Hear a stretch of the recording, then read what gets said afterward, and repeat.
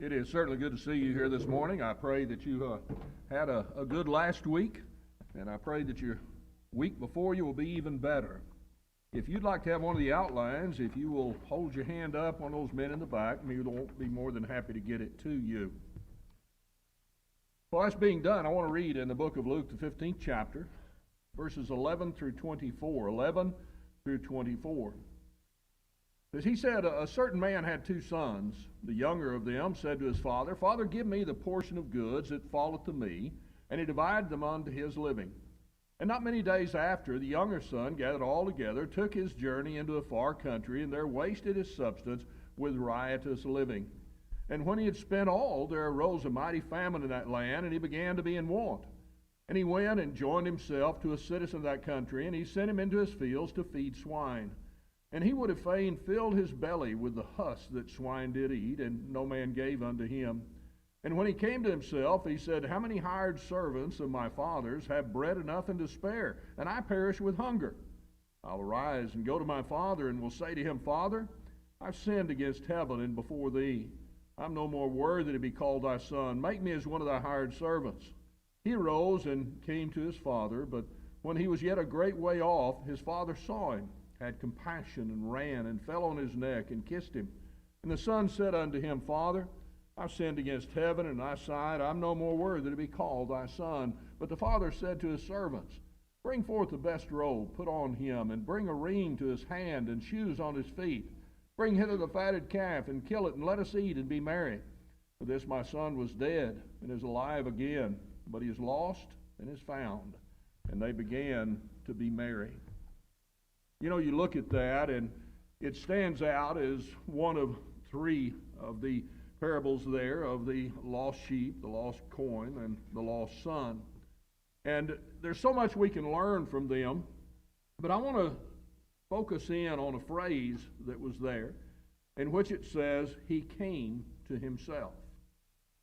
Now, I don't know about you, but I know in my life I could not tell you the number of times that I was told something such as, Jackie, have you lost your mind? You know better. You were taught better than that. How could you even think that such a thing was right? And all of those were there to get me back to myself. What somebody knew that I knew that I should be. And in this text, you find that that's said of this. This young prodigal son came to himself. It means that he had turned into something that was different than what he himself knew he should be, what he had been. But thankfully, he did come back to himself. But I want to look, and considering that, I want to think about what is it that this young man knew. You remembered, he brought back to mind whenever he came to himself. I mean, we find ourselves in situations, and our reaction to them is oftentimes dependent on the things that we know round about us, about ourselves, and about the situations that we should be in.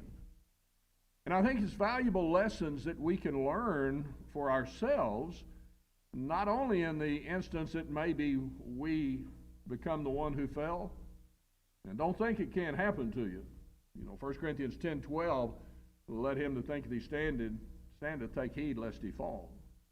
But also, we need to consider what is it that others see. What is it that we're helping them to be? That hopefully they will remain, but if not, what they come back to. And you think about that, and you think about this young man, and whenever he finally came to himself, regained his senses, he knew better than that. What did he then know that he should go back to?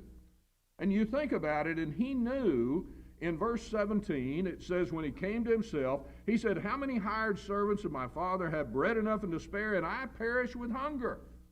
He knew that his father was a benevolent and fair and generous man. He said, even the servants have what I need. He knew his father, even of the hired servants, got that. And so he as a son, no doubt he thought, how blessed I was. I left all that.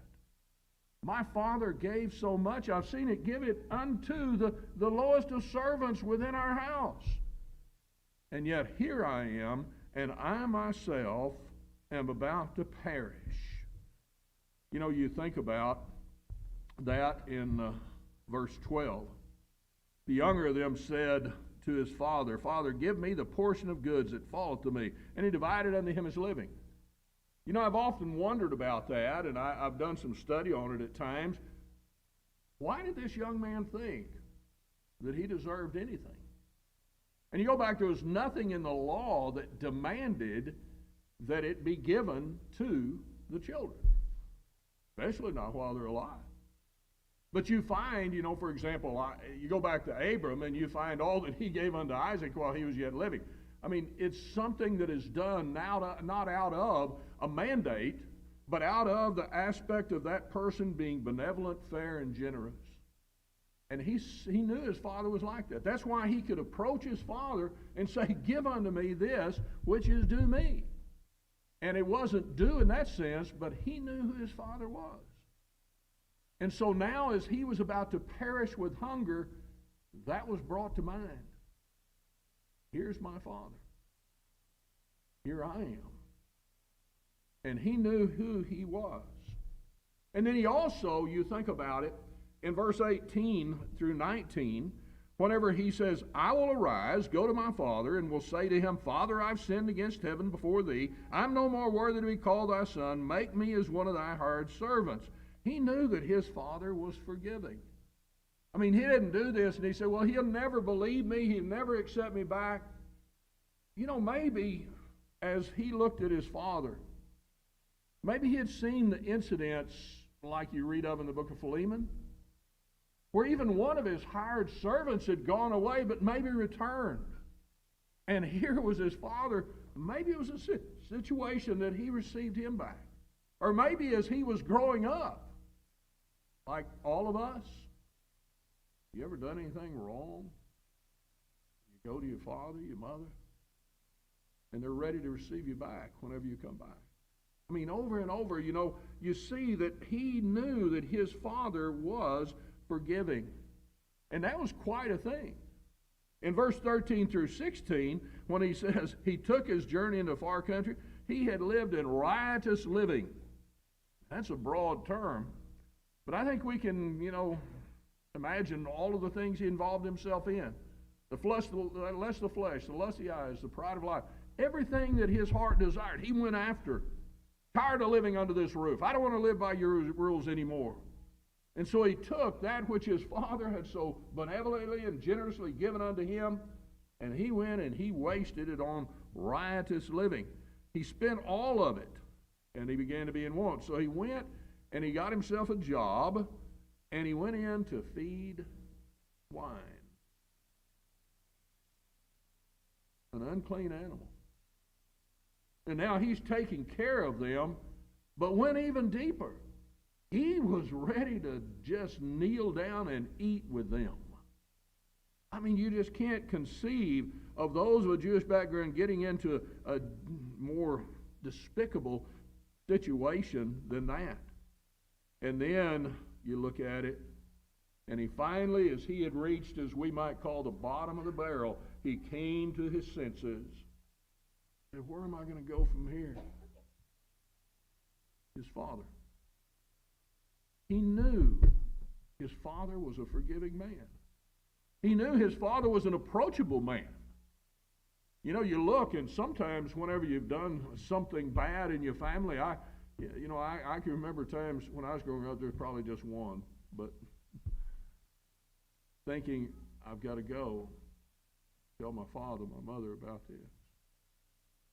You know, one of the things that I grew up with, and I think is depicted here, and hopefully you grew up with or allow others, is whenever something is wrong, my father always told me, he said, son, there's nothing you can do that you cannot come to me.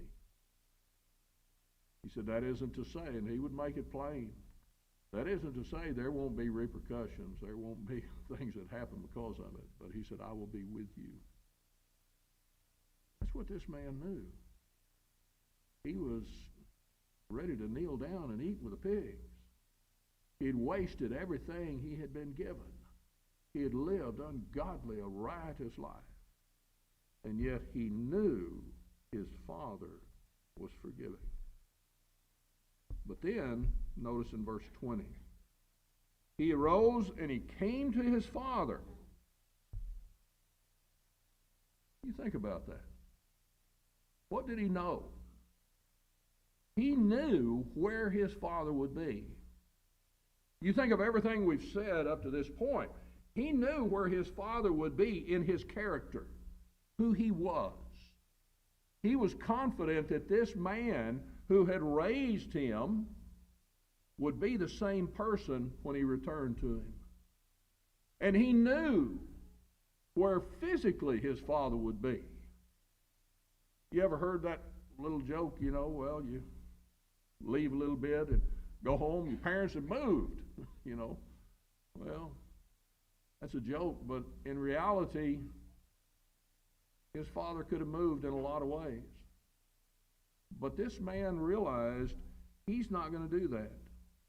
In verse 20 it says, when he was yet a great way off, his father saw him, had compassion, ran, fell on his neck, and kissed him.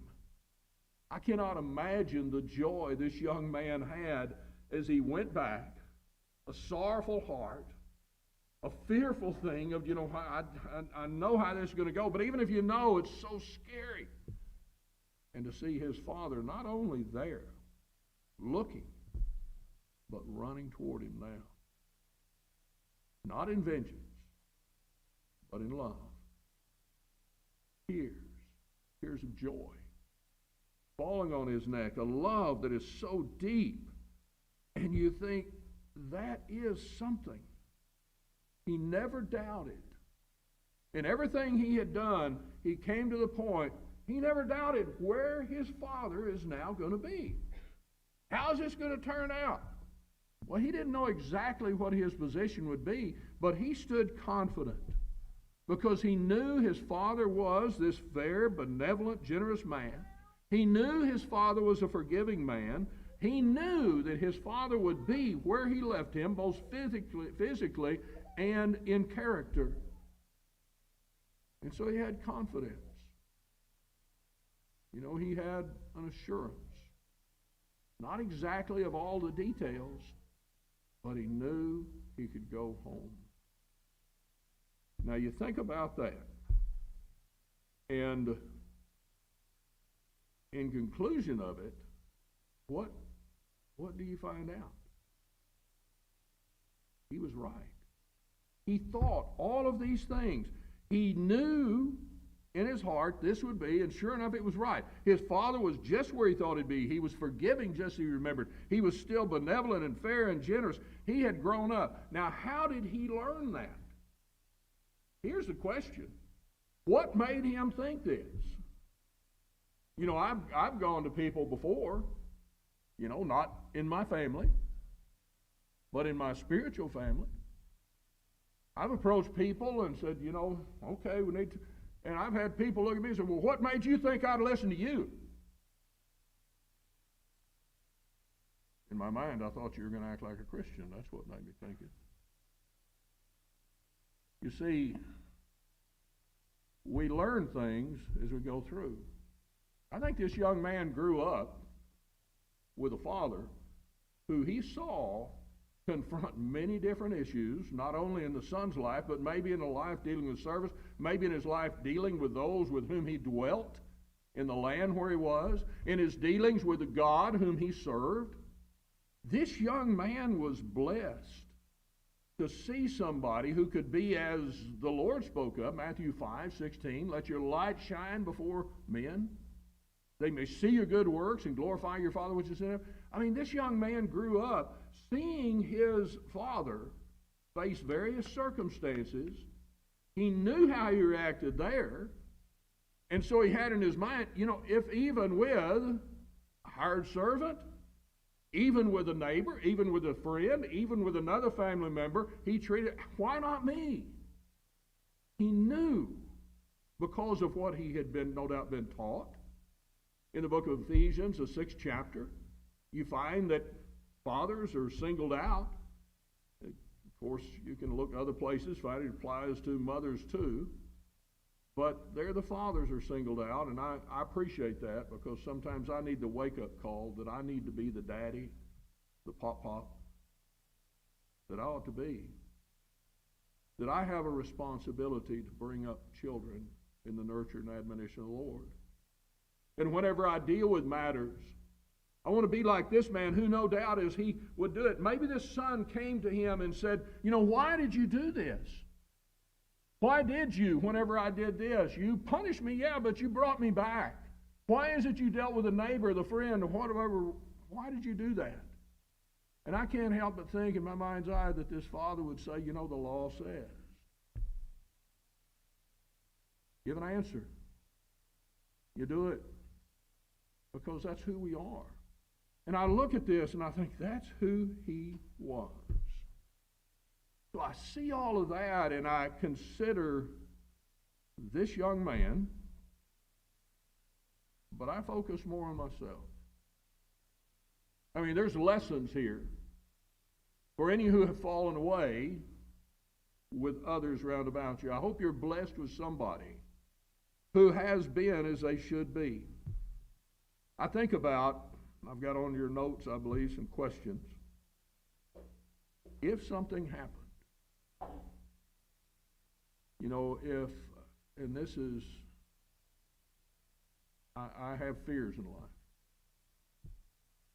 One of my greatest is if a family member, child, a grandchild, wow. What if they fall away? What if they don't come to the Lord eventually? I mean, what if they don't become Christians? Still hope for them? What if they fall away? They get entangled. They use what they have in riotous living. What do they think about me? Will they, as they go through that, and they will come to times whenever they will, I can assure you, anybody who goes off into worldliness is going to be at points whenever they think, what am I doing? Now, they've got a choice at that point. I would say, I don't know if everybody's been, I know I've been there. And you've got a choice. You can harden your heart and say, I don't care. I'm going to go on and do what I want and be what I want, say what I want, act like I want. Or you can say, I can't keep on this way. But in order to do that, you have to have a reason. This young man's reason is daddy. I know in my Father's house. You mark your Bible, you ought to put a question mark beside that and write me. Do they know, those around you, friends, family, co-workers, do they know what your house is really like? Do they see it as this type that you are, a benevolent, fair, generous person, you're forgiving, that you're going to be right where you are in relationship to your character, your life, your God? I mean, is that something that my family sees in me? That's a frightening thought. Tell you, whenever I look and, all of us are tempted. James 1 talks about every man's tempted. But we choose what to do with it. And so this helps me because, I may get to the point, it may just be the worldliness of getting even. That's something that was deep down inside of me that I, like many people, you have to put away. Somebody cut you off in traffic. Somebody come and spit at your feet. Cuss you out. How do you react? Well, there's that little part that, a phrase that you hear sometimes. I could throat punch that person real good. But you don't. What stops us? Well, a lot of what stops me is you. Now, the first line of you, I'll admit, my children, grandchildren, my great-grandchildren. But you know, one of the things, I can walk around here, and I can have little ones come up, and they'll feel free to come up and talk to me. They may ask me for candy because Jack's generous with his candy.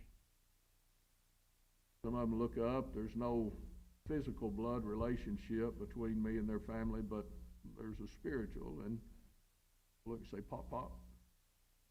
And I realize that who I am, hopefully, as whoever it is, whether it be the young ones, whether it be the old ones, that if a struggle is faced, that I will be maybe a little part of somebody saying, "I know what's in Jack's house." I hope I'm that person to everyone. I know a lot of you are for me. And so I look and I think about that. I think about my family first. And I think whenever they come back, will they find me where they remembered? You know, I've dealt with people who have been in this situation. I've sat and I've cried with them, prayed with them, studied with them.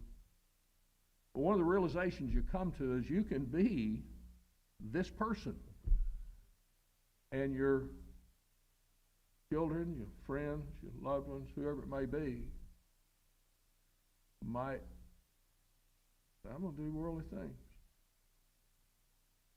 You know, one thing that I don't see here is this man blaming himself, the father.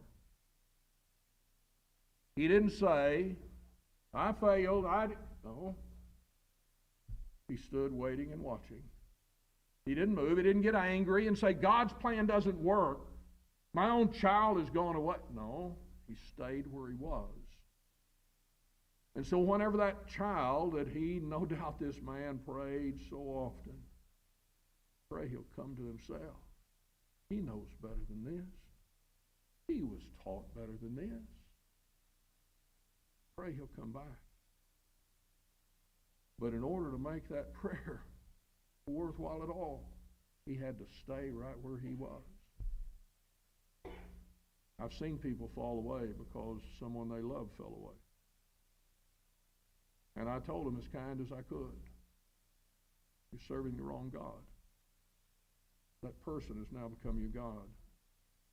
If you're serious about a relationship with God that you want for them, what about your relationship?